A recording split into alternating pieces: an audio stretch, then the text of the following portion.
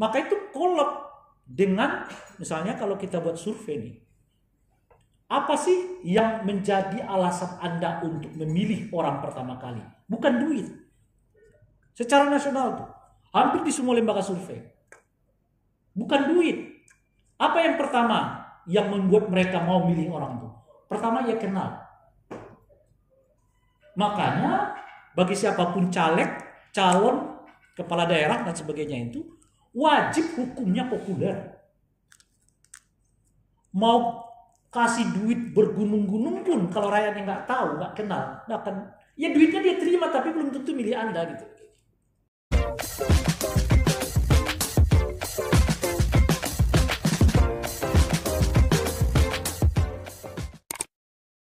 Tahun 2020 merupakan tahun politik. 270 daerah akan menggelar pilkada serentak di Indonesia pada September mendatang. Setiap figur yang maju pilkada pastinya akan berusaha semaksimal mungkin menggait suara pemilih. Lembaga Lingkar Madani Indonesia telah meneliti beberapa indikator yang mempengaruhi peluang kemenangan pada kontestasi pemilu kada, yaitu popularitas.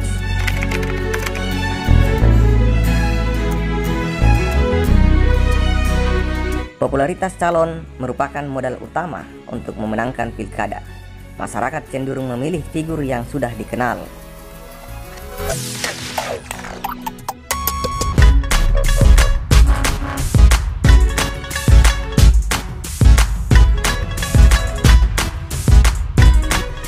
Menurut Direktur Lembaga Lingkar Madani Indonesia, Ray Rangkuti, di Mamuju pada Senin 9 Maret 2020.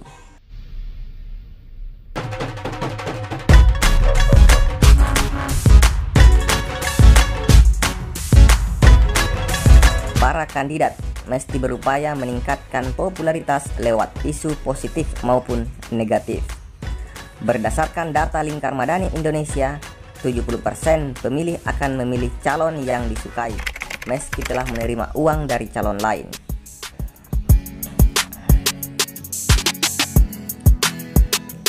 Dikenal baik. Faktor selanjutnya adalah calon dikenal baik.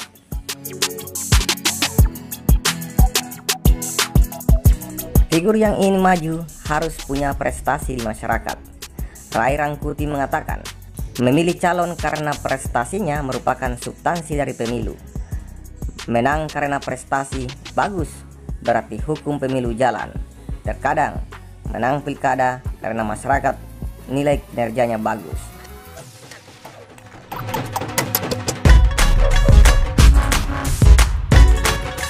Maka itu kolab dengan misalnya kalau kita buat survei nih, apa sih yang menjadi alasan Anda untuk memilih orang pertama kali? Bukan duit.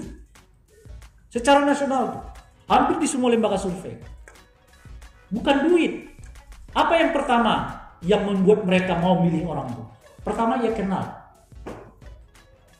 Makanya bagi siapapun caleg, calon, kepala daerah dan sebagainya itu wajib hukumnya populer.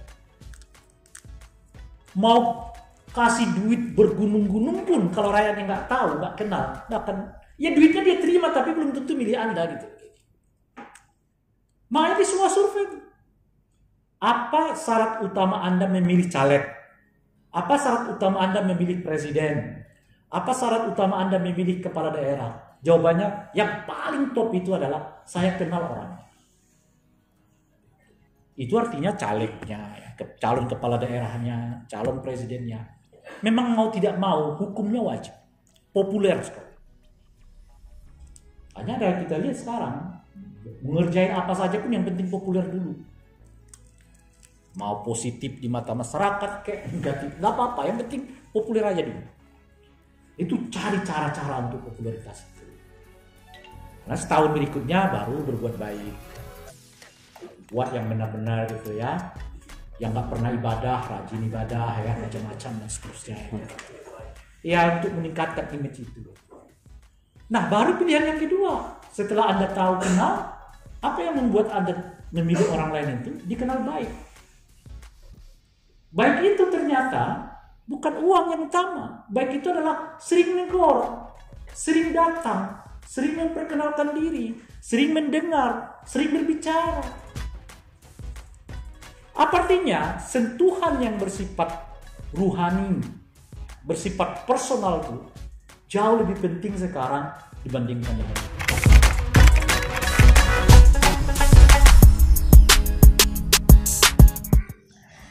Money politik. Money politik atau politik uang masih menjadi virus dalam demokrasi Indonesia.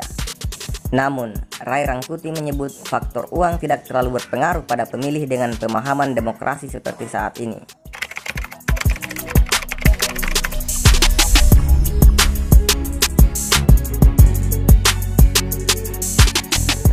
Dari survei yang dilakukan Lingkar Madani Indonesia, 90% pemilih berani mengaku terima uang saat pemilu dan 10% pemilih tidak berani mengaku. Sementara, data soal pengaruh politik uang terhadap suara pemilih, 70% masyarakat memilih sesuai hati nurani, meski telah menerima uang dari calon lain. Sedangkan 30% masyarakat masih memilih calon yang memberi uang. Baru uang tuh faktor ketiga keempat. Jadi uangnya datang duluan, dia nggak kenal yang kedua ini uang lewat. Itu kira-kira gitu ya. Tapi dia kenal yang pertama uang datang, bakal menang. Artinya orangnya udah dikenal, tambah lagi duitnya, kira-kira gitu ya, bakal menang. Nah, orang baik ini banyak definisinya nih. Ya suka nolong, ya suka ini, suka itu, termasuk di dalamnya ya suka ngasih bantuin duit. Yang pertama adalah kenal dulu, yang kedua baik, yang ketiga baiknya itu baru uang macam-macam.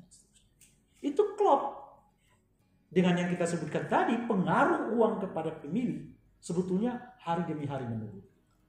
Tapi praktek politik uangnya tetap tinggi. Kalau kita ketemu di caleg-caleg, ketemu dengan masyarakatnya, masyarakatnya nggak mau dengar deh, Pak capek dengar politik mulu. Kapan rokok-rokoknya aja Pak? Nah itu. Yang penting bagi mereka rokok, itu artinya duit kan kira-kira gitu. Kenapa bisa begitu itu? Ya karena memang ada faktor soal kelelahan psikologis. Ujung-ujungnya ya nggak mau dengar kampanye, nggak mau dengar macam-macam.